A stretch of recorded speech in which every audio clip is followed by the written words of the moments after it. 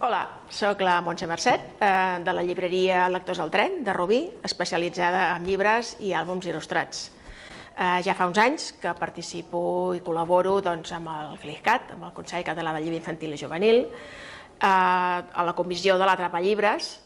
Em sento molt afortunada de dirigir aquest club de lectura, que és per comentar, per conèixer un dels finalistes de l'Atrapallibres de la categoria de 10 anys, el Off, de Xavier Salomó. És un àlbum sense paraules, el que diem l'àlbum sense mots, i malgrat de primera visió pugui semblar un llibre molt senzill perquè no hi ha text, penso que no estem prou acostumats ni els adults ni els petits a llegir el que són els àlbums sense mots.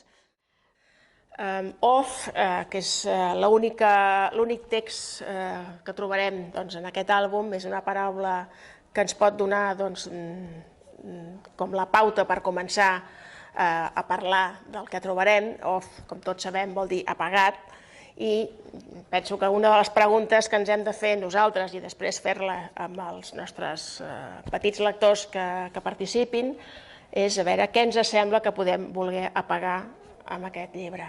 Què apaguem? És una distopia on ens planteja una situació que és del tot allunyada a la realitat allò desitjada, però no és una distopia com la que estem acostumats a veure, perquè normalment són tipus narrativa, són tipus novel·les. En aquest cas, el Xavier Salomó va fer aquest llibre portat per la necessitat de parlar d'aquest perill que ens envolta al voltant de les centrals nuclears. És un àlbum que us recomano que llegiu detingudament, sense presses, mirant els petits detalls i que, a més, el anem llegint i rellegint les vegades que calgui, ja que és amb les segones, terceres i quartes lectures on descobrim aquells petits detalls que ens acaben d'omplir la narració i que ens fan